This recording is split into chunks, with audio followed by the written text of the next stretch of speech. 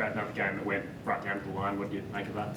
Yeah, full credit to North Melbourne. We got pretty much exactly what we expected in terms of huge game for them, and particularly for Ben Cunnington. And I just know the esteem that they hold him in, and that every player involved in that game would just give everything they had, and they did that. And to their credit, they were very good. But I was really pleased the way we were able to absorb that and get the result, albeit I don't think playing our best football, but a lot more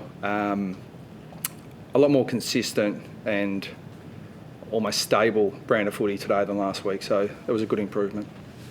Do you feel like there's another gear that you can hit in the next couple of weeks? Obviously, the final's still in your hands now in the last couple of games. Do you think there's room to improve on that?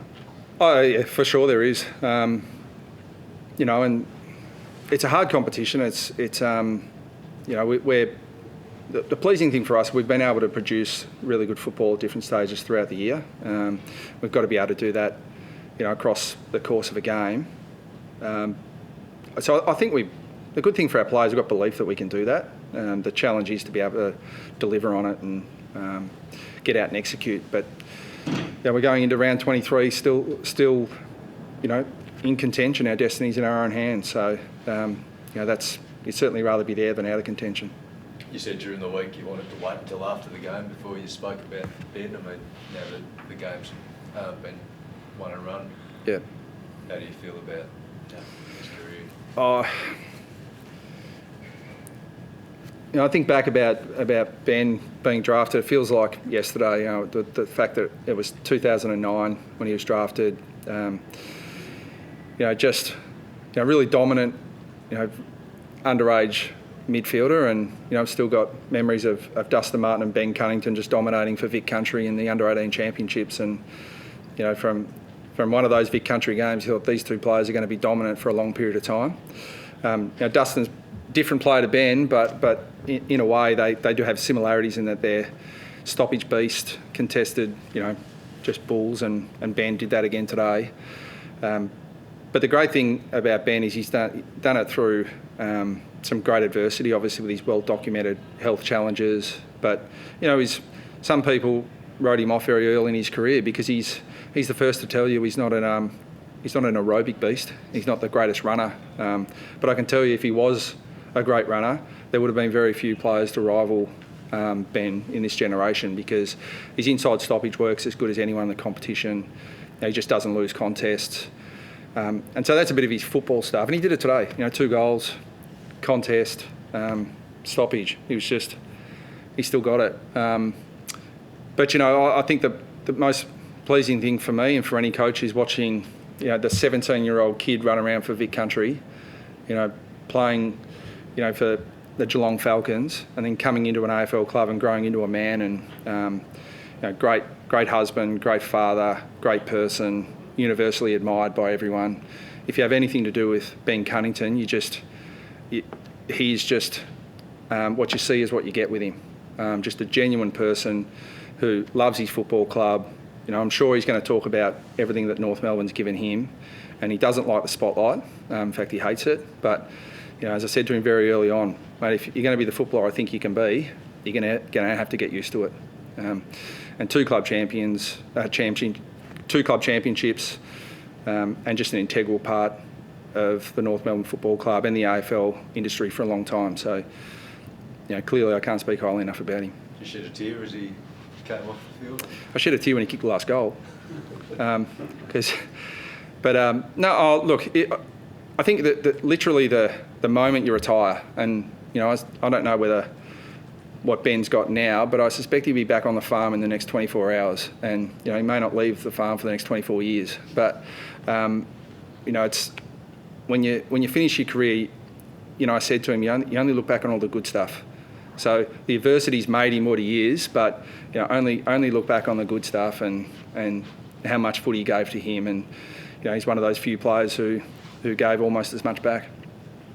Onto your team, I mean, with 2 rounds to go, I know you've said throughout the year you're not going to give up the short term for the long term, but I mean, you've got a finals berth in your within reach of your 2 games. I mean, someone had said to you at the start of the year that would be the scenario, I mean, probably would have taken it.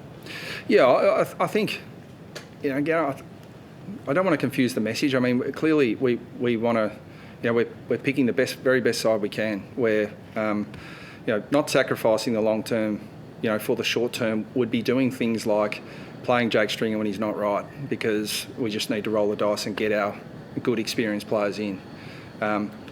Playing Sam Draper when he's less than 100% because, potentially he's better than the alternative. We see it as Nick Bryan is playing some really good footy as a ruck, and he's going to be a big part of what we're doing going forward. So I think, we picked the best side we could today, but it is exciting to watch, Nick Bryan in the ruck at 21.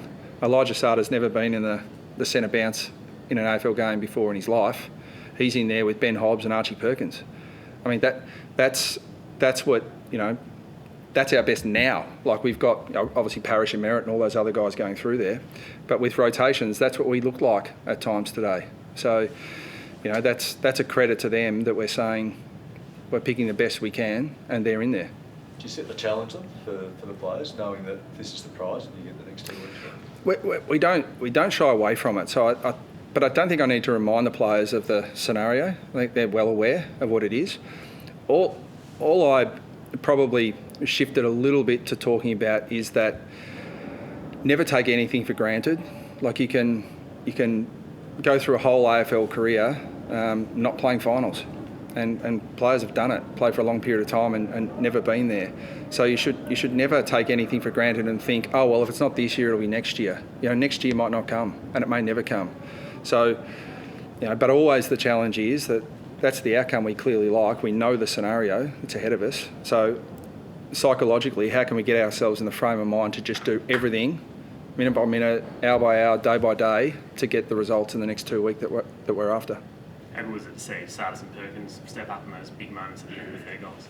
Yeah, they're just invaluable. Invaluable moments for for any players, because you can train all you like and you can replicate those things, but I didn't speak to Elijah about his moment, but I certainly did speak to Perk. That players who can step up in that moment, and they want the ball, because there are players who it's a bit too hard and a bit too nerve-wracking. They get a bit too anxious. Perk doesn't get anxious; he wants the moment. So that's what the really good players do in big games, in big moments. Do you expect Draper to be back next week? He's now in the frame in terms of being a chance, but it all hinges really on his main training session. So we've built him up where we think he'll certainly warm up with the group on Wednesday and train, and then I'll just be watching him like a hawk to see how he looks. And it'll be the same with Stringer. Stringer trained last week, but to my eye didn't look ready to play. I think he's better again now. So we'll have some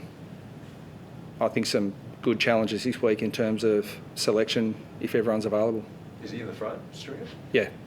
No, he was keen to play this week, but again, Jake is a strong, powerful athlete. Needs to be able to display all his strengths, and just watching him at training, he couldn't do that. So he's not far off, but I think another week he'll be very, very close. Okay, thanks. Thank you.